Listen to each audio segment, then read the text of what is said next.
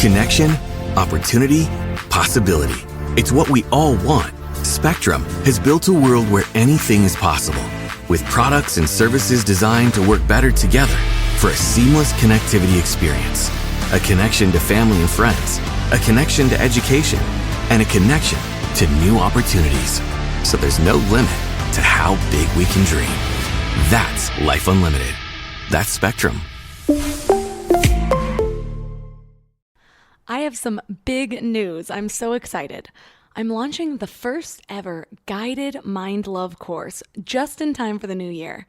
It's a 30-day mindset transformation to help you learn to overcome negative thinking and develop new healthy thought habits. Learning to master your mindset can help you be a better friend, mother, sister, wife. It can help you become more productive. It can help you set and achieve bigger, better goals. Your mind is where everything starts. Plus, one of your resolutions should be entirely dedicated to you and your own personal growth. So this is the perfect way to start the new year as your best self and give your mind a little love. We kick off January 7th, and since this is the first time launching it, you're going to get some extra special attention. We'll have weekly group coaching, personalized feedback from me, and some exclusive surprises. For more info, go to mindlove.com/course or text course to 444-999. Welcome to Mind Love, episode 58. Today's episode is all about learning and open-mindedness. Oh, and Merry Christmas. When you plop down in a new city, in a new country, or you take a different route on your commute, a different way to work or whatever, your brain is like making all these new connections real quick. It's forcing you to learn. Now that I've experienced this new frame of reference, oh my gosh, what else is possible? There's like an infinite way of looking at things. Now we're back to open-mindedness. Have you ever noticed that when you're in a new place, things seem brighter and more vibrant? When we're in our normal place or doing our normal things, we just let it fly by and we don't take that extra second of awareness. Turn up your frequency with Mind Love. Bite-sized brain hacks for seekers, dreamers, and doers. It's time to give your mind a little love with your host, Melissa Monti.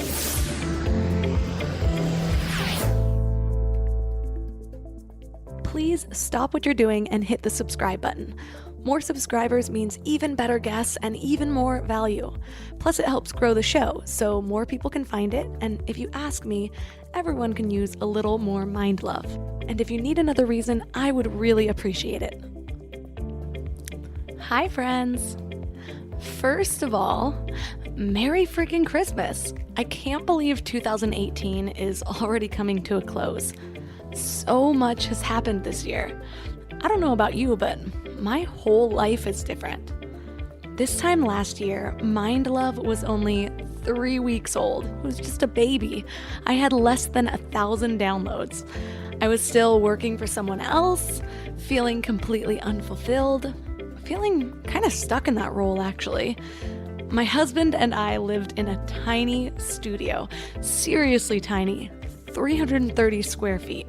We actually had to build a loft just to fit our bed in there and still have room to move. But I was so excited because I had just done some pretty life-changing exercises to figure out my purpose, and they worked, which was mind-blowing to me. I always thought of those life purpose exercises to be cheesy. But I think it's a combination of finding the right time in life and really believing that it's gonna lead to something great. So I knew my vision was still a little messy. There was still some unfolding to do, but I knew that I was on the right track. And now, 1 year later, I have this mission, and it's getting clearer every day. There's still some discovery to do, both self-discovery and I always expect that I'm going to learn something new and things might change. I allow myself that room to pivot, but I trust and I have faith that the universe is going to guide me to where I need to be. Somehow, the more I focus my intention on serving, the easier this blind trust is for me. It's funny because even though all of these amazing things have happened, I still have to stop and remind myself in the moment of the amazingness. It's easy to fall into the trap of just getting caught in the grind, in the day-to-day, and only seeing the hiccups, or getting frustrated or bored of those repetitive tasks. That's why I'm so thankful for my best self journal. It forces me to keep a daily account of those small little daily wins. As small as they may be, it can be as simple as finally making the time to call my mom, or not getting distracted with Facebook for 20 minutes. But recounting those wins is my favorite part of the day. So if it feels that good to count your tiny little wins at the end of each day, imagine how good it will feel to count your wins for the whole year. Hint, that's going to be my challenge that I'm giving you guys today. Here are a few of mine. I finally took the plunge to live out my passion. I followed through with something for over a year, and don't worry, I'm not stopping anytime soon. I spoke at my first conference. It was Podcast Movement, actually. They invited me to speak on how I grew mind love so fast. Hint, I'm pretty sure it's just all in the love you give it. My husband and I moved into a larger place that we both love so much. I honestly wake up grateful. I think it's the sunlight. I've made some amazing friendships this year. I've started working on my public speaking career. I don't think I've told you guys about this yet, but I recently joined a 6-month public speaking intensive program, and I'm so excited. It's helping me hone my story, gain more confidence to deliver that story on stage. And I'm telling all of you this, not just because I feel awkwardly close to you, because I know a lot of you have been with me from the beginning of all of this, but to show you that your dreams are possible. When I started all this, I had no idea about 98% of the details. I just had a vision. That vision started with seeing myself on stage, and the idea of this podcast birthed from the fact that I thought it could help me hone my speaking ability. Well, I did try to get clear on as many details as possible, but the rest I left to the universe. And again, I left room to pivot. I left room to allow myself to know that if new information came my way, I was flexible enough to follow that information. I've honestly just felt so guided this year. Okay, if you could see my face right now, it just scrunched up like I had this major epiphany. But I just had a flashback to episode 3. My guest was Amy Torres, who I actually met in my podcasting course that I took to start this. And somewhere in the interview, she said that eventually you get to this place of being guided. And she actually repeated it 3 times. And now whenever I hear the word guided, in my head I hear guided. So I think it's so fitting that that was my theme for 2018. And I'm going to get sappy for a minute, because if you're listening to this right now, I am so grateful for all of you who have been along for this ride. To you, it might just be a podcast, but for me, this has changed my life. I feel so much love when I create this content, and I'm so grateful for all of your support. For everyone who's listened or shared Mind Love with a friend or someone you know or on social media, you have no idea how much this means to me. And if you regularly listen to Mind Love and you somehow feel connected to it, we are connected more than you think. We're connected on that soul level, light workers, united by a mission, by the way we choose to view the world. So thank you for choosing love and goodness and yourself, because you deserve to choose yourself. So thank you. Well, today's episode is going to be different than all of my other episodes. First of all, it's Christmas Day. And second, I'm celebrating a year of podcast success. So in honor of the holiday, the year in review, and this new life path, I'm going rogue today. Usually I over-prepare for each episode to make sure it's jam-packed with all of the learnings possible. But you know what? There is beauty in spontaneity and imperfections, and just human connections as well. So our guest today is a fellow podcaster who hosts the show The Art of Adventure. His name is Derek Loudermilk, and I was introduced to him by a new friend that I met in my public speaking program that I told you about earlier. And we instantly bonded over our love for learning and adventure, obviously, and just the way we view the world. We both have had some requests on just a casual episode of conversation to shine some light on the way we think. So I figured this holiday episode would be the perfect time to do that. So grab a glass of wine or some hot cocoa and sit around the fire with us, and let's discuss life. 3 things, among many others that we will be discussing, are the power of open-mindedness, how to make your brain work for you, and how to train your significant other. That last one's kind of a joke, but also pretty serious. Before we get started, I want to tell you about the best way to stay in your highest frequency between episodes. Thousands of listeners are loving my daily morning Mind Love emails. They're short daily reminders of your own beauty, magic, and power so you can start each day with your best mindset. Just go to mindlove.com and sign up right there on the homepage. Or if you're out and about, just text the word morning to 33777. That's morning to 33777. Plus, you'll get some amazing free gifts when you do. First, you'll get a really cool free booklet of Powerless based on proven methods from the most successful people in the world to automate your highest decisions. Plus, you'll get a free guided affirmation meditation. It's set with a binaural frequency known as the miracle tone, which is known to make you a magnet for love, health, and abundance. Then it's layered with affirmations to perfectly tune your frequency for transformation. Just go to mindlove.com to sign up. Or if you're out and about, just text the word morning to 444-999. That's morning to 444-999. Hi, Melissa. Hi, Derek. This is really exciting because we're going to make something up. We're going to try something here. And we don't have a long back history. We met before once over the internet, thanks to our mutual friend, Keegan. Holla. Thanks, Keegan. So let's make this a collaborative co-interview type of thing. And I thought we could start with talking about learning. So the reason why I thought it would be a good idea to co-host an episode and then share it on both of our shows is that as I was learning about you, as I was researching you, I was like, I really connect with her on so many different levels. And I think a lot of your audience probably feels that way about you. But this is really cool. I think we could talk about a lot of different things.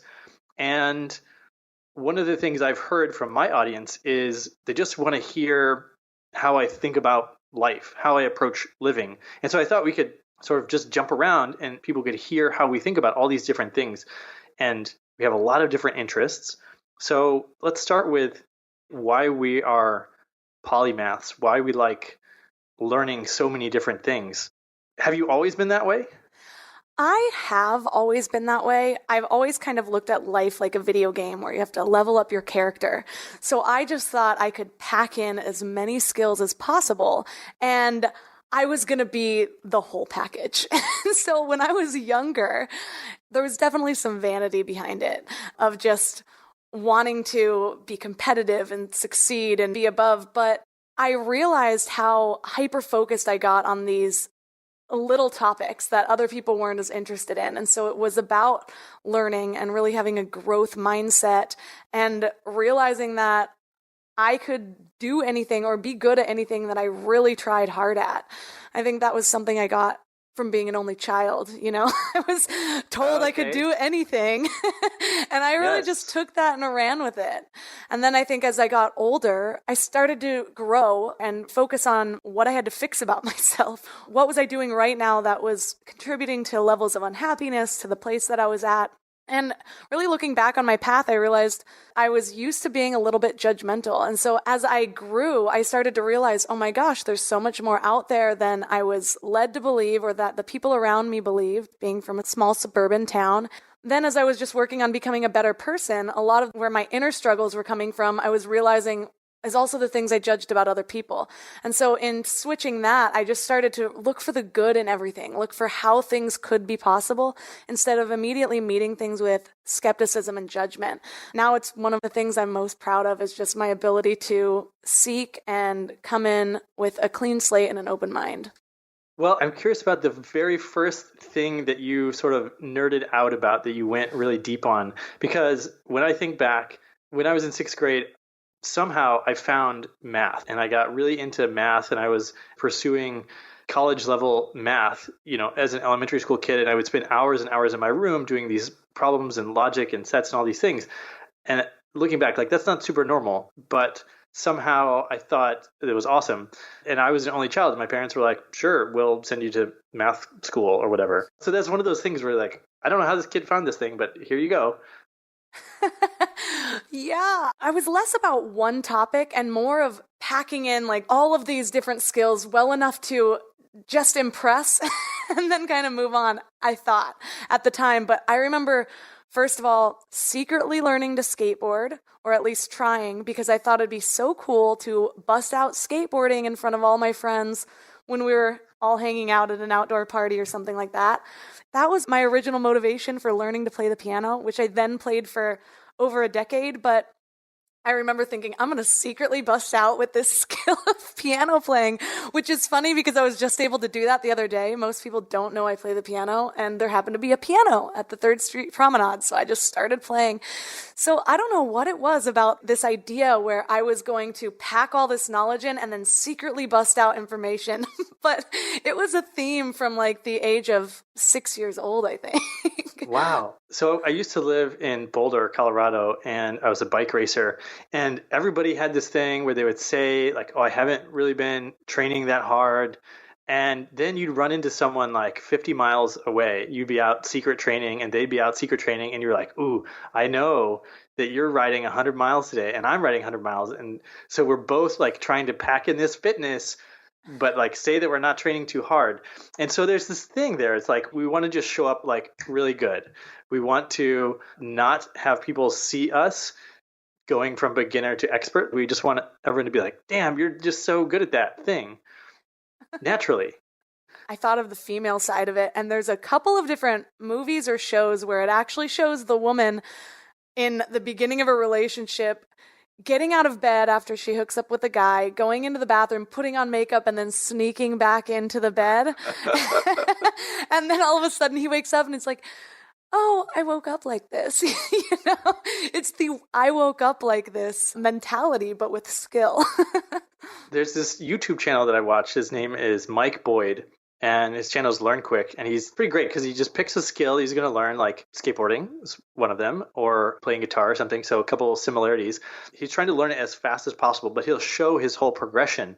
And I think the reason it's so compelling is that you're like, this guy's messing up over and over and again. And then when he gets it, you're like, you share in his joy of him being, yes, I figured this one little thing out. And we tend to hide that process, but it's really great for other people to see that. I think one of the things people connect with you about is that they can see themselves in some of your life struggles. Why do you think we hide those things, even though they will help us connect to people? I really think this is one of the biggest things that has changed in me in the last couple of years, especially the last year. And it's the same reason why there's all these perfect Instagram accounts.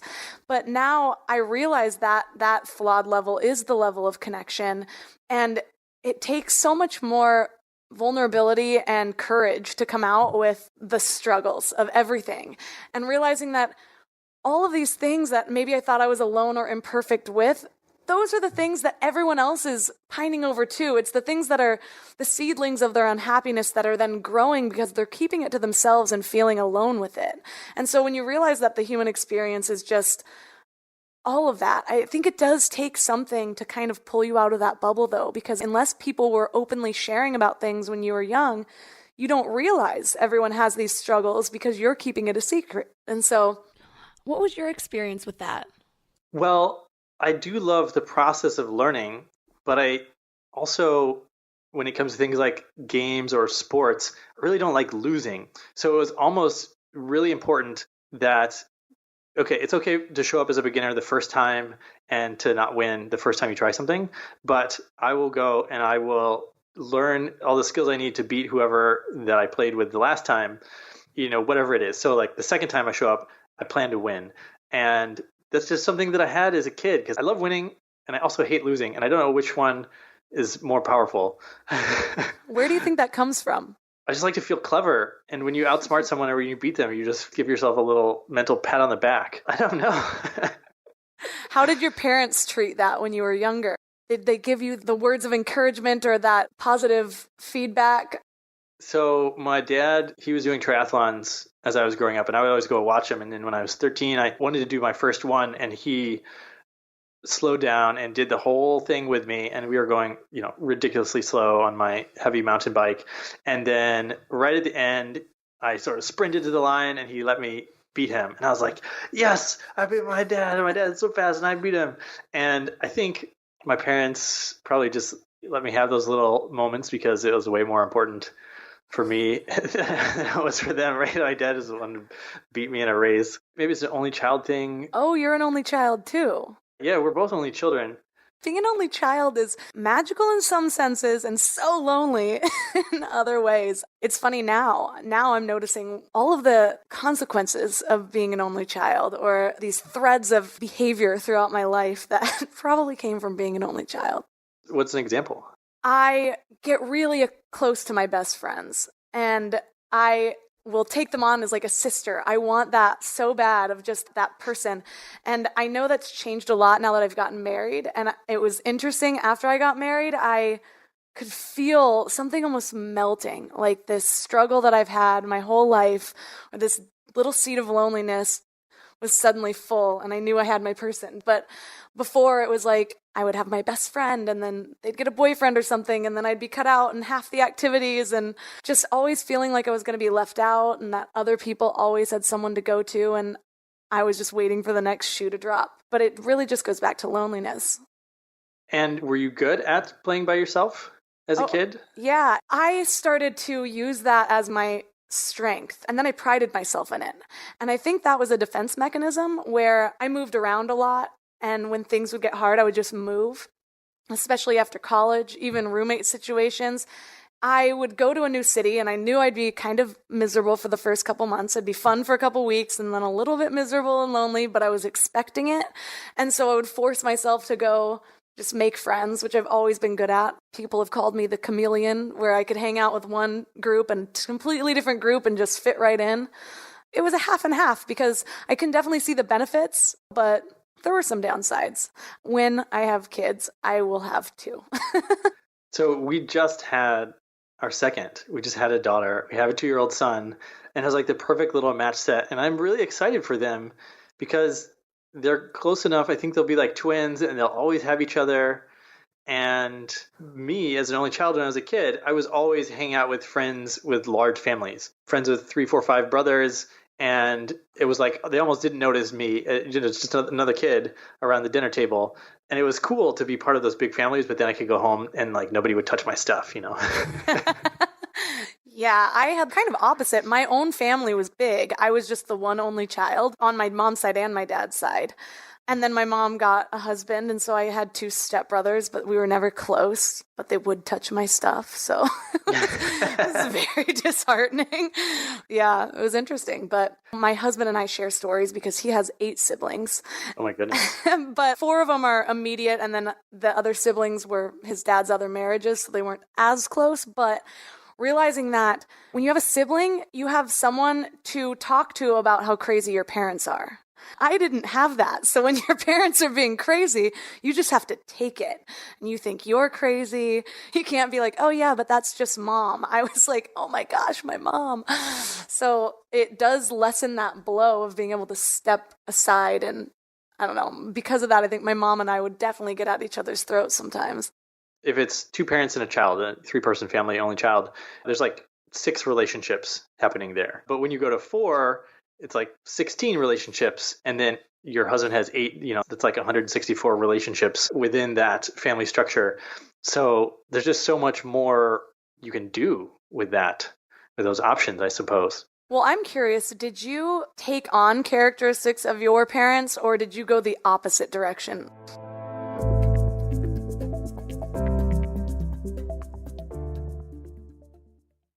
Before we go deep today, I want to give you a little gift, and I want to give it to you every single day.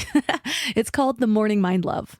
I know how life can be. You're all fired up after an inspiring episode, and then a new day or a new challenge comes at you, and it's just hard to keep up that energy. Well, the Morning Mind Love is kind of like an oracle from your higher self to help you start each day with a positive focus.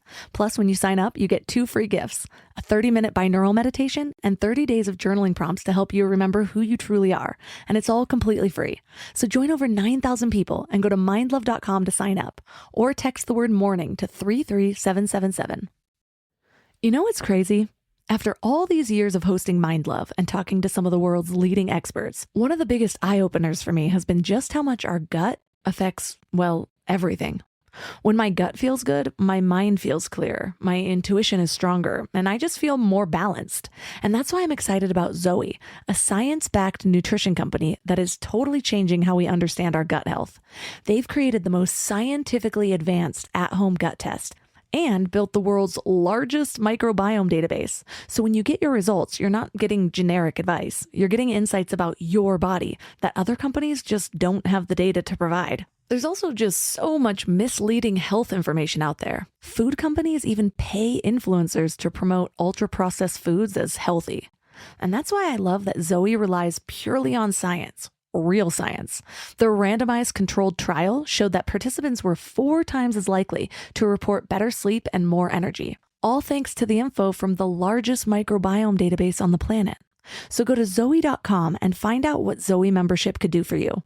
And because you listen to Mind Love, you can use the exclusive code MINDLOVE10 to get 10% off membership. As a Zoe member, you'll get an at-home test kit and personalized nutrition program to help you make smarter food choices that support your gut. That's Zoe.com. Use MindLove10 at checkout. Trust your gut. Trust Zoe. We're all searching for something better in life, right? Better habits, better mindset, better relationships. But when it comes to hiring, searching isn't always the best approach. Instead of searching, why not match? That's where Indeed comes in. If you need to hire, you need Indeed. It's your go-to matching and hiring platform with over 350 million global monthly visitors. Their matching engine helps you find quality candidates fast. And I mean really fast. Did you know that in the minute I've been talking to you, 23 hires were made on Indeed worldwide? That's what I love about Indeed. It's like having a mindful hiring assistant. Instead of getting overwhelmed by endless resumes, you can schedule, screen, and message candidates all in one place. The platform actually learns your preferences, so the more you use it, the better it gets at finding people who align with your vision. And get this, 93% of employers agree that Indeed delivers the highest quality matches compared to other job sites. That's why more than 3.5 million businesses worldwide use Indeed to hire great talent fast.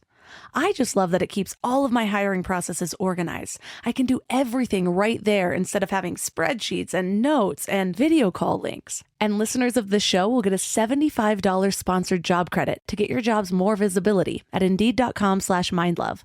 Just go to Indeed.com/mindlove right now and support the show by saying that you heard about Indeed on this podcast. Indeed.com/mindlove. Terms and conditions apply. Need to hire? You need Indeed.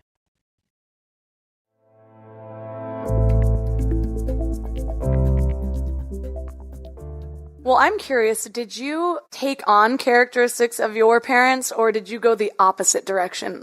It's an interesting question. I think about that a lot because when I look at my kid, I think, how much is he going to take on unconsciously from what I'm programming into him? And I'm trying to be a good parent, but not to screw him up too bad. I think it's like a split. I really have that only child, sort of the scientific, logical stuff that my dad has and the sort of creative relationship loving stuff that my mom has, which is really cool to start to see the stuff that I'm doing now for my kid is something I learned maybe even before I was even conscious of it from my parents. And I remember being in the back of the car on the way to school, my mom driving carpool, and learning to think about, people of other cultures and just sort of respect them all equally. That was like one of the earliest things that I remember learning from my mom. What do you think your family's frame of reference in terms of open-mindedness? Like, how did you come out of your childhood thinking about the rest of the world? I realized how much I had to learn.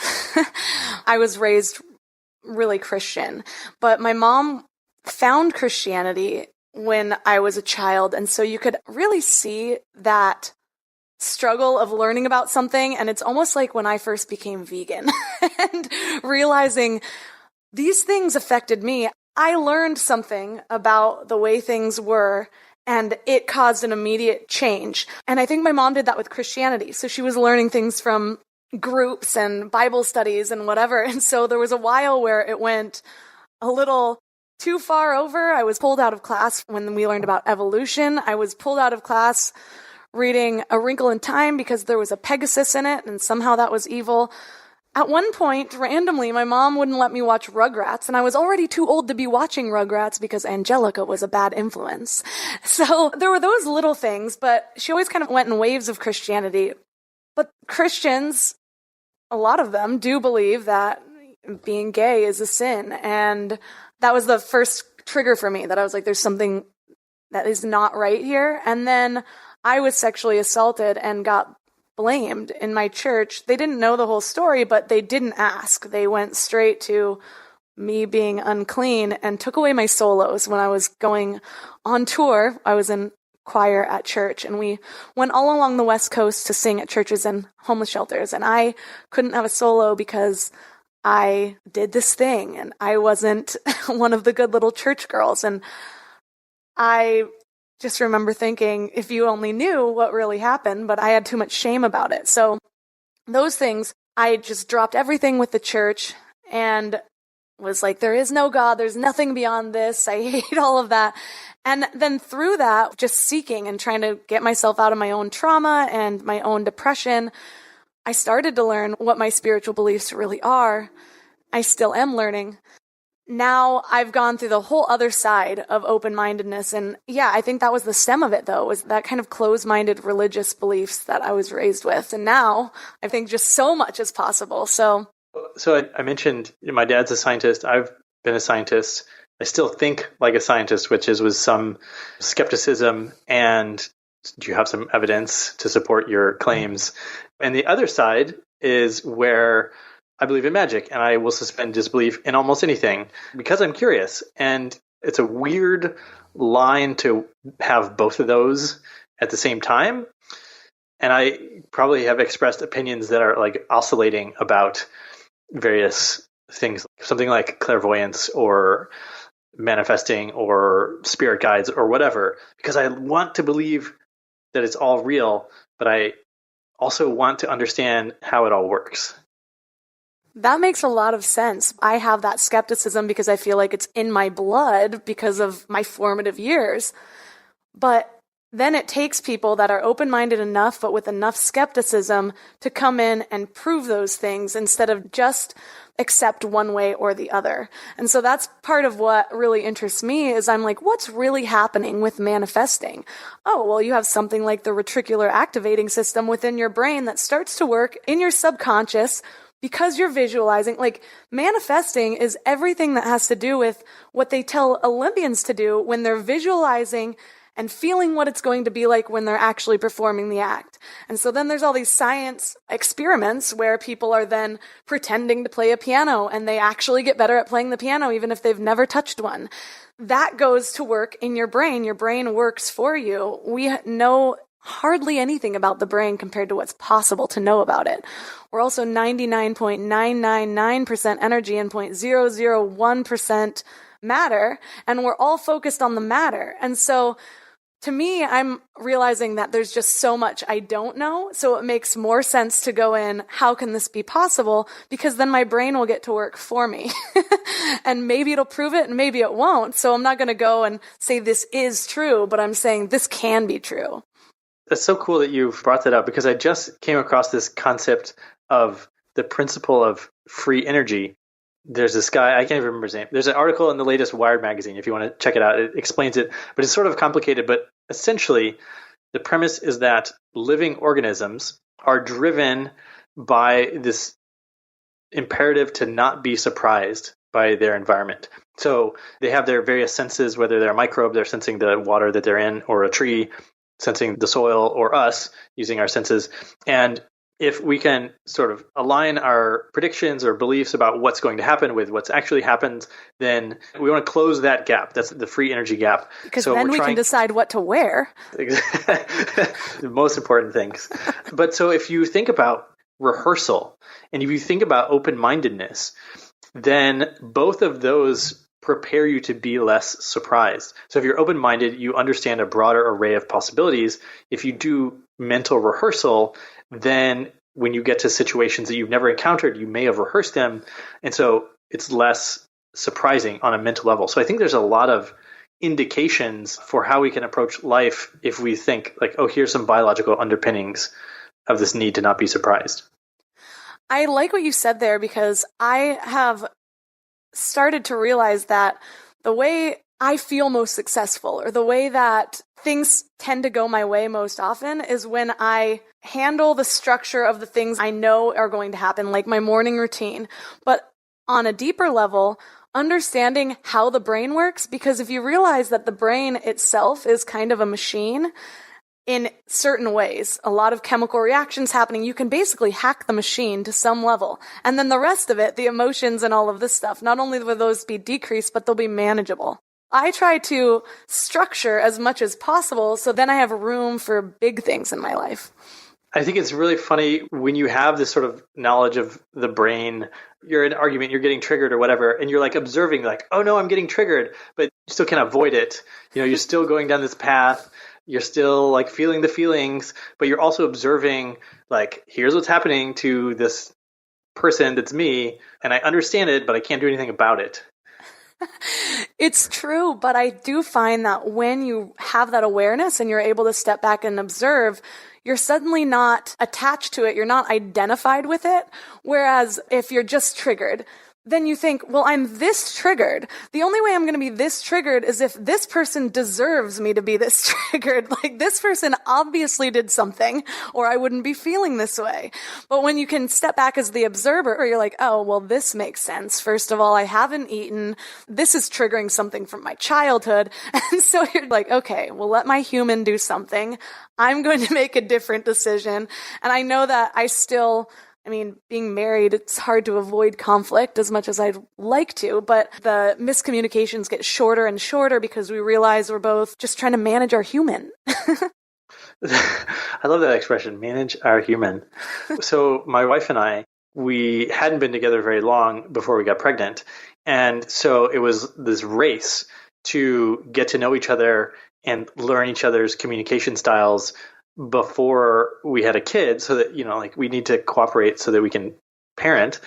Except when you're dealing with pregnancy hormones, it makes it that much harder to learn communication because, maybe things will be completely different after the baby, and they were to some extent.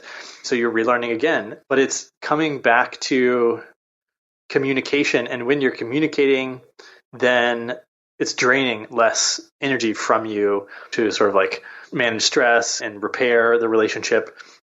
And if you can like figure out those clean communication channels, then you can build so much good stuff on top of that.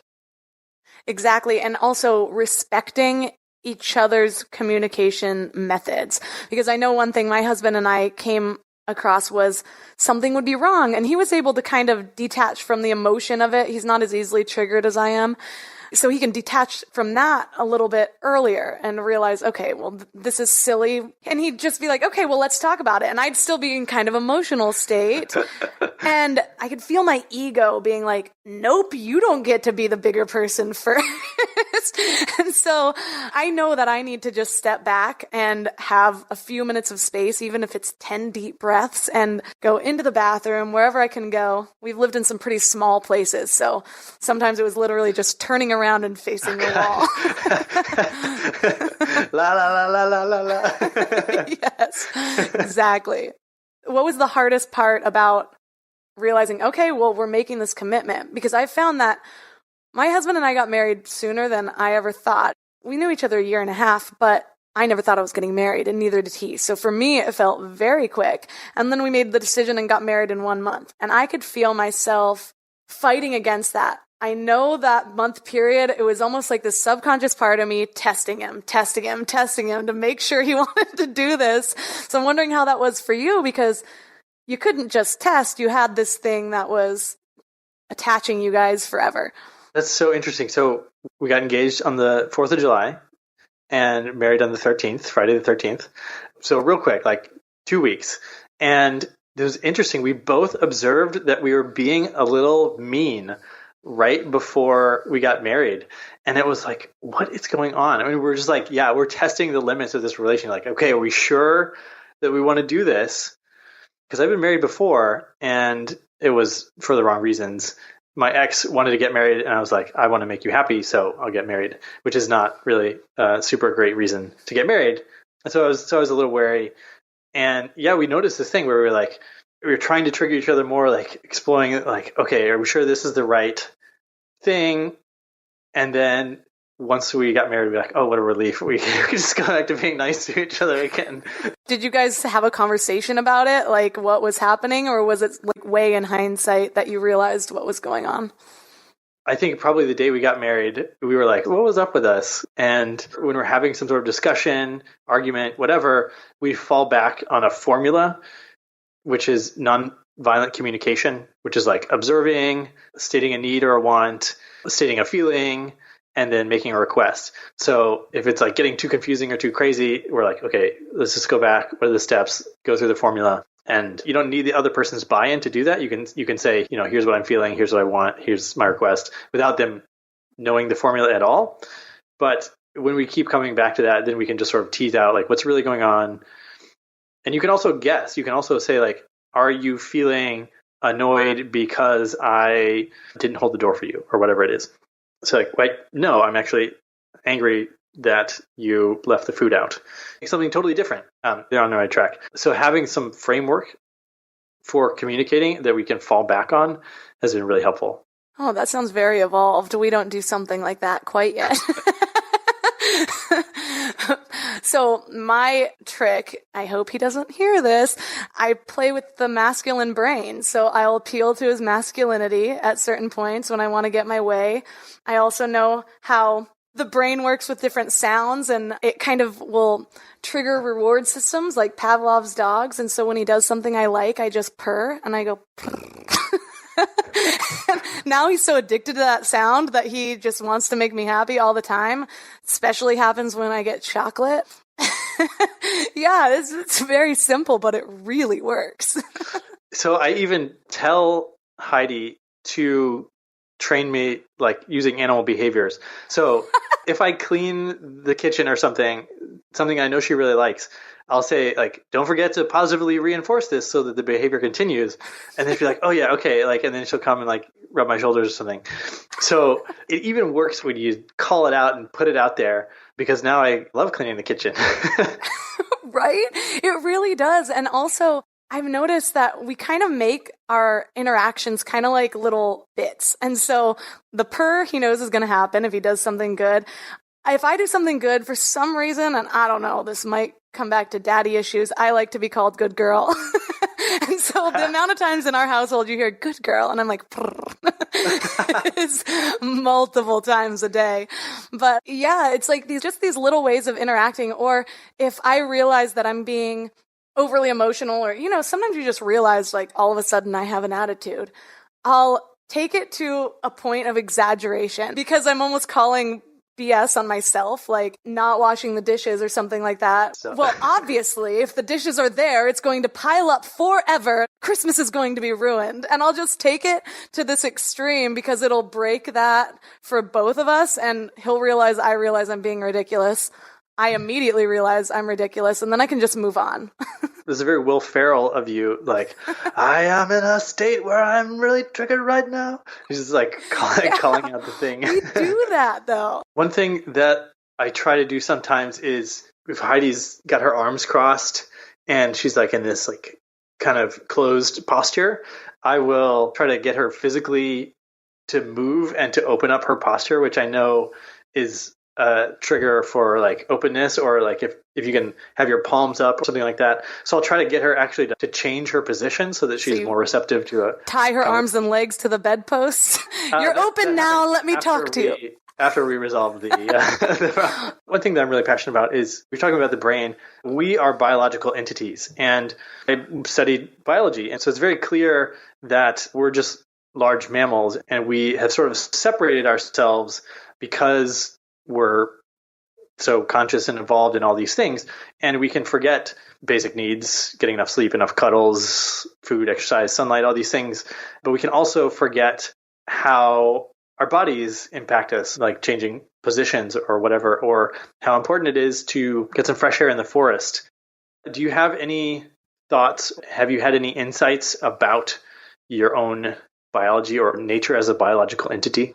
Oh, yes, all sorts. First of all, I do consider my human often. I talk to my human. I take care of my human like I take care of my dog now, because I realized I had never done that before. And so suddenly that knowledge hit me like a ton of bricks. I try not to sleep with an alarm now. I go to bed early. I've recently been understanding that the Earth's frequency is 7.83 hertz, and it's also the exact frequency of our brains, which is why we are so much happier, we feel clear, we feel free, because it's like recalibrating our system. And it's getting more and more difficult now because we have waves going through our bodies everywhere. In order to test the exact frequency of the Earth, the original frequency of the Earth anymore, they have to go out into sea, which is really crazy to think about. And that's also another reason there could be real dangers to 5G, but it's uncalibrating your system. They put just the base of a landline phone next to a beehive, just the base, because it does the same thing on a smaller level that a cell tower does. And they did it on a number of hives, and several of the hives, not one bee came back. And it actually caused the decline of all of these bees. And they think that's why also different bird species are dying off. So if I'm feeling in a funk, I try to just change my energy. So that might be doing jumping jacks. It might be going outside. It might be drinking a glass of water, but adding something to the closed system. And it's really helpful for me. Do you know how they measure the frequency of the Earth or the brain? I'm not exactly sure what they do, but I know they did this really intensive study. There's an awesome documentary on it called Frequency that you can get for free on Vimeo, I think. Just search Frequency documentary. Wow. I love that kind of stuff, because coming back to what's the evidence? If you can measure something and then make these cool correlations, there's something like the average drum beat for rock music is the exact same as the average cadence while humans run. And, so like music, the underpinnings of music is underpinnings of us as a migratory species, like traveling long distances. It's like, wow, okay, there's crazy connections or maybe they're not connections. Maybe they're just like coincidences, synchronicities. Think of how much we've discovered. I mean, they say the progress in the last 100 years has been more than the progress in like the million years before that. So my theory is that we're going to just keep discovering, and a lot of these mystical experiences, spiritual experiences are all going to be proven by science at some point. And I think we're just right now on the brink. If you found out something, there was just a simple scientific explanation for something awesome or magical or spiritual, how would you feel about that? I almost feel like I expect it at this point. It's one of the correlations that I have also been really mind blown on is how there can be infinite possibilities until you observe it. And okay, well, that makes a lot of sense as to why our mindset completely drives our reality. Because what are we choosing to observe? And then that's what comes into form. Yeah, I wish I could remember the name of that observer effect. Yeah, it's almost like as soon as you apply conscious thought to something, it turns from the wave form into the particle form. Mm-hmm. And here, I think we're getting into places where we're not super expert yet. It seems very exciting when I think about there's so much possibility. A lot of adventurers say I was born in the wrong century. Like all the great exploration has already been done. Like all the continents and islands and everything has already been discovered. I wish I was born 200 years ago when all that was happening.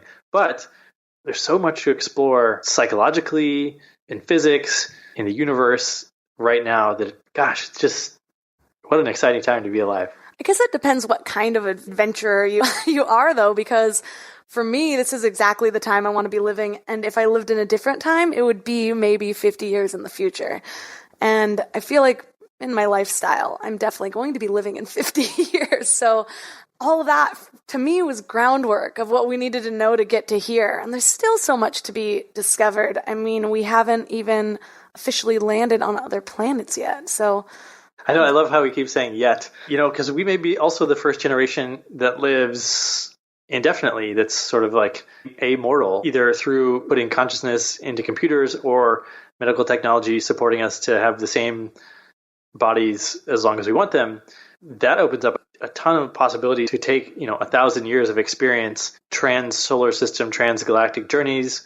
There's a lot of fun things, maybe scary things. I don't know. I guess it depends how you look at it. I mean, at this current state of health of our planet, it almost seems scary to try to lengthen our lifespan, because I think right now we're at this point of understanding that a lot needs to change. I mean, I live in Santa Monica, so it's very health and wellness centric here, but in so many other places, it baffles me how people can live on all of this processed foods and things with no nutrients just because it's calories that can give them enough energy to get up and go to bed.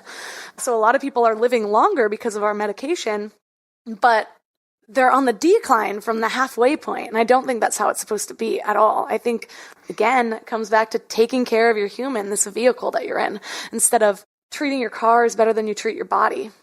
When you look at these pockets of people that have a lot of their population living past 100, the places in people in Japan and in Italy, little populations, it's really so simple and basic what they're doing.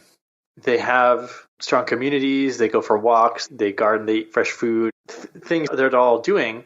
And so my theory is that because they're moving at a speed, they're walking in nature, if they're walking to their friend's house or something, if they're outside and they can sense the weather, then let's say their brains are vibrating on the same level as the earth, and they're living in a state that's acceptable to humans. And then if we're moving too fast or too slow, or if we're ignoring too many of those things, then we can lose track of warning signs about our health, or stress builds up over time if we're not releasing it. That's one thing that I come across with my clients a lot, is that they get super stressed out because they move from one thing to another, and the stress builds up without ever releasing that because they're moving so fast. And if they simply were to walk and have a conversation or take 5 minutes, like a non-smoking smoking break, like a sunshine break or something, then I think that building level of stress, which can lead to illnesses, would just smooth itself out. I agree. Especially in America, we have this epidemic of stress, and a lot of people live in a constant state of stress, and they never have that reprieve. They never understand the importance of sleep or the importance of quieting the mind. And so after the age of, I think, 35 is when we become, for the most part, unless you are actively trying to change or progress yourself, then you are just a product of all of your habitual thought loops. So if you haven't done anything to help yourself by the age of 35, then that's going to be the state of life till you die, until you decide to do something to change. And all you're doing is sealing in these neural connections, these bad habits that you've already done, and they get stronger and stronger and stronger. But it does take learning to quiet it. Meditation has been one of the most helpful things that I have done, just to find a moment of peace. And even then, there are constant thoughts. I picture them as being these loose ends, these untied strings that I allow just to kind of complete and float away. And every now and then I get this, just like a brief second of nirvana where I almost feel like I'm floating, and then I realize it's there and I'm like, oh man, I've made it. And then all of a sudden it's like the bubble pops. I know, you like jump up and you got to go tell somebody, you're like, I made it to, oh. Yes. There was a moment where I was almost like, not almost, I fully went, oh shit, I'm enlightened. And then all of a sudden it just completely dropped. And your ego was like, booyah. My ego yelled, I'm enlightened.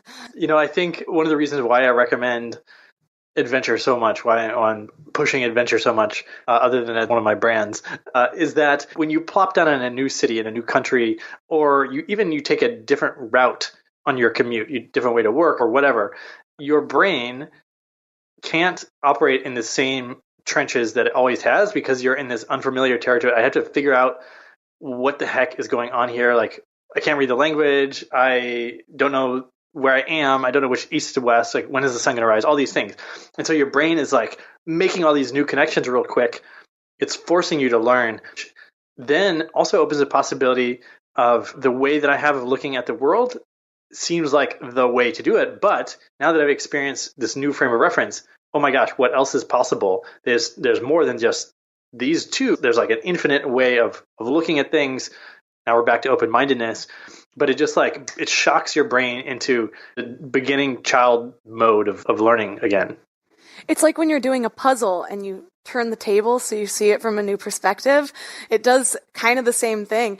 In my yoga class that I go to, we'll end up doing a flow where we turn all the way around because suddenly it's good to have this flow from a new perspective, and even that alone does something to your brain. And you can at home do it in the simplest way of, you have your morning routine, and I like to stick to my routine so I don't have to make a lot of decisions, but every now and then I'll brush my teeth with my other hand, or I'll switch one little thing to kind of throw my system off. Or on a grander scale of travel, have you ever noticed that when you're in a new place, things seem brighter and more vibrant? I try to pretend I'm traveling sometimes, even in my own city, especially when I'm busy. And my husband and I will remind each other, and it's like, okay, pretend that we've never been here. Pretend that we just left our Airbnb and we're walking to the promenade, and I live near the promenade, so keep referencing it. But all of a sudden, you notice the architecture of the buildings, and you notice the types of trees, and you realize that you're trying to soak things in like you are when you travel. You're trying to remember it, so this is a memory. When we're in our normal place or doing our normal things, we just let it fly by, and we don't take that extra second of awareness. Maybe if we hired people to surprise us, to like attack us at various moments throughout our day, then we'd have to be more observant. We'd have to be more vigilant. We're constantly taking it. That's a part of the Pink Panther would train himself to. Next time you see me, I'm going to be kind of like Jason Bourne. You're going to be like, how are you? I don't know, but I memorized your license plate. Just in case you take me. You mentioned dreams, and so I'm curious what your relationship to your dreams is. I'm building one. We're at still getting to know each other, the honeymoon phase.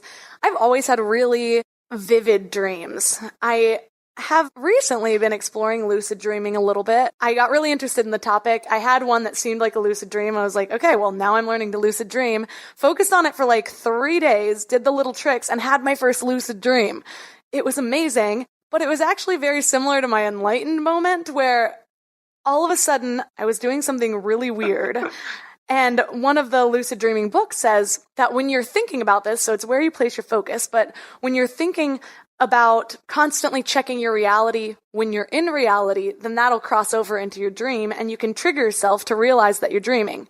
So one of the examples is you might find yourself doing something really odd, or you'll realize a flower is a color it's not supposed to be, or something's different in your house. I was squeezing cookie dough in between my toes, which I don't think I've ever even done in a dream before that I can recall. And all of a sudden I realized, this is super weird. What are you doing? And everything went white. And it was this moment of, oh my gosh, I'm lucid dreaming. And I jumped and just floated off into distance, and suddenly my alarm went off. But the other day I had one too, which was weird because I haven't been focused on it. And I kept coming in and out of realizing I was dreaming, and I thought, wait, I've never checked before that if you touch another human in your dream, if it feels like a human, or does my hand go through them? So I went over and grabbed a girl, which, good thing it was a dream, I guess, but I just hugged her and was like, you feel real. And then I forgot I was dreaming again. It just went through, but I woke up remembering that happened. So it was kind of interesting. So I had a lucid dream. I got into this a year ago or so. And I got into it because, 2 years ago, I was about to become a dad, and I was like, ooh, I'm not going to get to adventure as much in the physical world, so I need to get better at adventuring in my dream so I can have as much fun overall in my life, but I'll just have to do it more in the dream world. So that was my motivation. And in the dream, I realized that I was dreaming, and then I was like, I have to tell Heidi. So I manifested her into the scene, and I was like, Heidi, I'm lucid dreaming. And she was like, that's great, honey, in the dream. And then I was like, okay, cool, I'm going to go do some fun stuff. Then I actually ended up getting inducted into the secret society of, so here's a really cool thing, secret society of lucid dreamers that meet from around the world in the lucid dream space. But they all live in different places around the world. So it's this like club. You have to be a lucid dreamer, and you can go to this shared conscious space in the dream world. Totally blew my mind, but it's possible. It's a real thing. That is so interesting, because the first time I did ayahuasca, right when it started to sink in, I started coming in and out of what felt like this other realm. And to me, it was so real that my husband was next to me, and he wasn't quite where I was yet, and I kept like pushing him over and being like, meet me on the other side. That's what I kept saying, because I just thought, well, this other side, this realm exists, and it's so real, so let's all just meet there. We're all doing the same thing right now. Meet us on the other side. See you on the other side. This has been really fun. It has been fun. Thanks for indulging my desire to make something up and have a meandering conversation. In the way, this was kind of like a state of meditation, where I feel like we got onto a lot of topics that are these little loose ends, and we thought maybe we can connect them together. So that was fun. You could get a PhD in any of the topics that we've talked about, but we're just going to scratch the surface. And mostly for me, it's just so I feel clever. Going back to that drive, that early childhood drive, to feel like I know a lot about a little. I am enlightened. All right. Till next time, stay adventurous. I hope you all enjoyed the holidays with your family, whatever holiday you celebrate. Links to Derek's podcast, The Art of Adventure, will be in the show notes at mindlove.com/058. Thank you again to everyone that's been along this crazy wild journey with me. I look forward to many more episodes to come. And I have a challenge for you today. Write a list or a letter or whatever your heart feels called to do of all the things you accomplished in 2018. Write everything from the big, amazing things to the little things that maybe you would have forgotten if you didn't list it. This is such a great practice to get into, not only to help keep your mind focused on the actual progress that's being made, because again, it can be so easy to get caught up in the mundane and the trials and hiccups and all the little things that go wrong. You have to remind yourself about the great things that are happening. Unfortunately, that's just how the brain works. But it's also so great to look back on the next year. So let me know what you guys come up with. I love hearing from you guys. I have a lot planned for next year that I'm really excited to share with you. 2018 was all about laying the groundwork, and 2019, I picked a word for it. My intention word is expansion. So I'm taking those steps towards purpose. Next week happens to land on a holiday as well. It'll be January 1st. But next week's episode is so perfect for the new year because we're going to go over the 3 critical mindset blocks you need to get over to make sure you actually accomplish your goals. So it's the perfect thing to listen to start your New Year's resolutions. So, thanks for giving your mind a little love today, and I'll see you next week. Thanks for tuning into Your Higher Frequency with Mind Love. Head to mindlove.com for a free gift to keep your vibes up until next week.